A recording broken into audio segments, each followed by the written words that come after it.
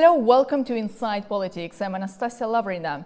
Today we're tackling a highly debated topic, the recent decision by the International Criminal Court to issue arrest warrants for Israel's Prime Minister and former Defense Minister, as well as the military commander of Hamas.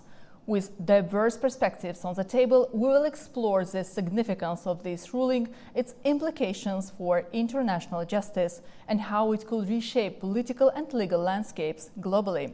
We'll have the experts from Israel, Turkey, and the United States of America. Joining me now is Mikhail Finkel, political scientist, expert on international relations.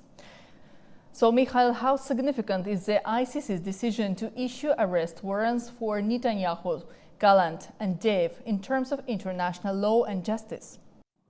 Well, first of all, ICC is not a real court. Its jurisdiction is not recognized by the United States, not recognized by Russia, not recognized by China, not recognized by India, not recognized by Israel, not recognized by Azerbaijan, your honorable country, and not recognized by many, many other countries. So hence what we lack here is universal jurisdiction. It's just simply not there. Now, I knew that magic exists, but to be able to issue a warrant for an arrest of a dead Mohammed Deif, this is something really spectacular. He is dead, which is genetically proven by Israeli army and by the Israeli security services. We have his DNA. He is dead long ago, since July of 2024. So this is point number one. Point number two, while the warrant is issued in the last weeks of the presidency of President Biden, Democrats, and the global lefties elites, which have placed as justices in the court. What's going to happen in a few weeks? Mr. Trump's going to come to power. He's going to make a few telephone calls. And what's going to happen next is the main sponsors of the court will telephone the court and the justices, and they're going to tell them, well, if you won't stop this nonsense, you won't get the funds. What's going to happen next is the justices will review the warrants, and they'll inevitably find their major mistakes, and they'll cancel the warrants.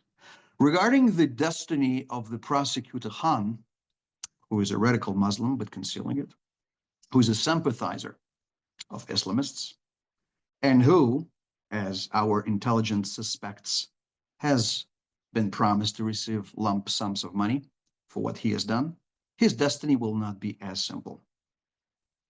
United States and we in Israel have compromised on him, and his destiny as a chief prosecutor will not be without clouds. So I don't envy him. I think that he will pay for what he's doing. Well, what are the potential legal and political implications of these warrants for Israel, Hamas, and the ICC member states? Well, what this court is doing, it's practicing moral relativity. It has placed a terrorist organization, a bloody terrorist organization, Hamas, that is in the blood of civilians up until their elbows and neck, on the same level with Israel, a victim of October 7th attack. So nothing could be worse than this. This is the same thing essentially as saying that Hitler is as bad as those countries whom he attacked. This is disgusting. This is paid for. We know who ordered this. We know who pays for this. And this was a very wrong choice by Mr. Khan. Mr. Khan will lose in a big way.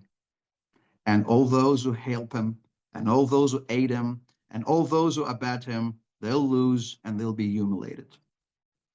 Mikhail, how might this decision affect Israel's diplomatic relations, especially with European countries and other ICC member states? Well, it's very simple.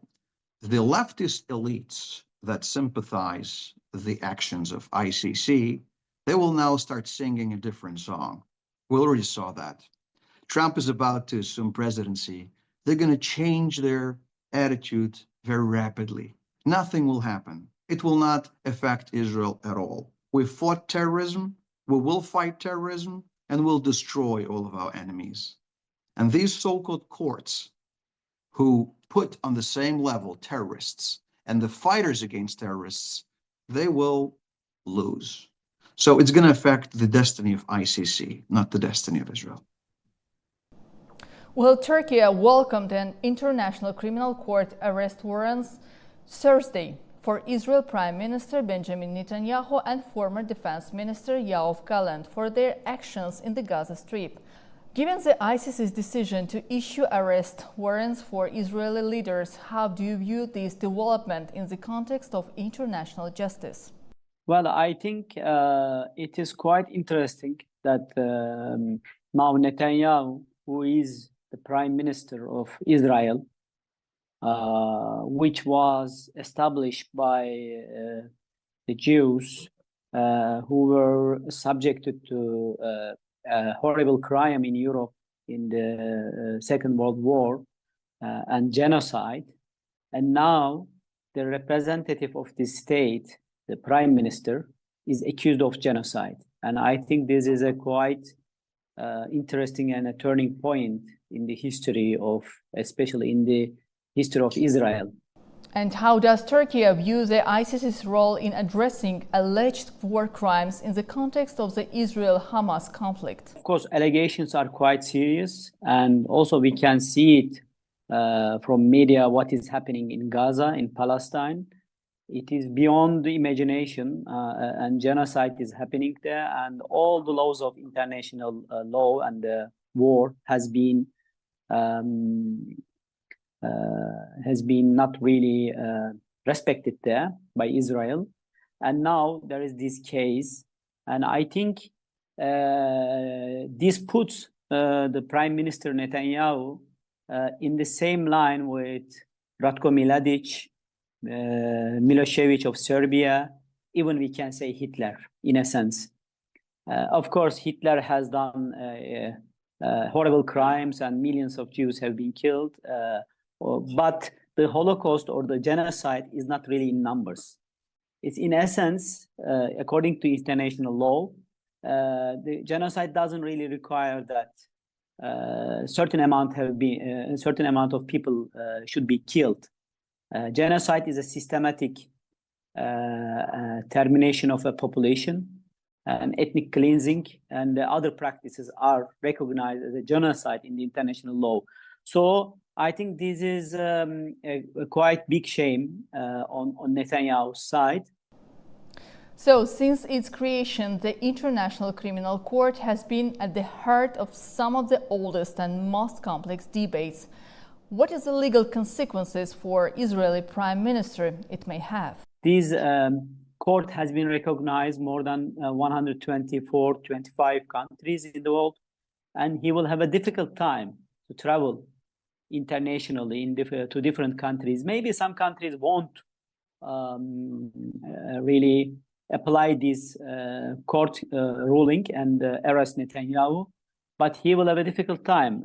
For most countries, he won't be able to travel there. So, and that, of course, makes Netanyahu some kind of a pariah, statesman in the international system. So that's one point, I think, and the court case, of course, will continue, and unless he is arrested and go to court and face the charges, this court ruling, arrest warrant, will stay there forever. Until he dies, for instance. So it will be a big problem for Netanyahu's future career, and it will be a stain on the state of Israel's future and history. U.S. President Joe Biden calls the issuing of warrants against Israeli officials, including Benjamin Netanyahu, outrageous. Let's talk more on this issue with Nurit Gringer, political expert, international journalist joining from the United States of America. Nurit, how might the ICC's warrants impact U.S. efforts to mediate in the Israel-Hamas conflict? I don't think there is any mediation between Israel and Gaza about the ICC, about as you're asking, the conflict. The Hamas is not going to, they want to continue the conflict. So any hopes that it's going to affect one way or another, this is irrelevant right now. But what I think, first of all, the American future government of Trump were very upset about it. And they're going to inflict, I'm sure, some kind of pressure or punishment on the ICC. Why did they do it? My opinion, the people who make the body of the ICC hate Israel, and they are very prejudiced about it. But the fact is that the ICC really doesn't care about justice. Nurit, could this ruling influence US policy or public opinion regarding Israel's actions in Gaza? I don't think the American public opinion as of now is very upset about it, or maybe not upset, but very angry. And as I said, they're going to react they're going to react very strongly about it. And they've made very, very strong comments about it. Nurit, what does the ICC's decision mean for the US stance on international law and accountability for allies? America is not a member of the ICC. They don't recognize it. So by not recognizing, they really couldn't care what the ICC does or doesn't. At this point of time, because they don't belong and they don't see any relevance to it, we will have to come just to see what's going to happen after January 20th. And it's not going to be funny. It's going to be very detrimental to the ICC. Because what I read from senators in Congress, they're very unpleased with what happened. Okay, that's my opinion. So we just have to wait. But I personally don't see the ICC relevant to anything. They're just a bunch of people who just have taken power that doesn't belong to them. They're not doing the job that they need to do. And they're after Israel. They've been after Israel all the time. Why didn't they go after China that has murdered so many people? I mean, why didn't they go after Syria? Why didn't they go after anybody? Netanyahu, who is leading an existential war against people who murdered so many hundreds of Israelis? What is going on? Do we look for justice in the world, or this is a game played on the international arena? Well, thank you so much for being with us. You watched Inside Politics. Stay with us and see you in the next edition.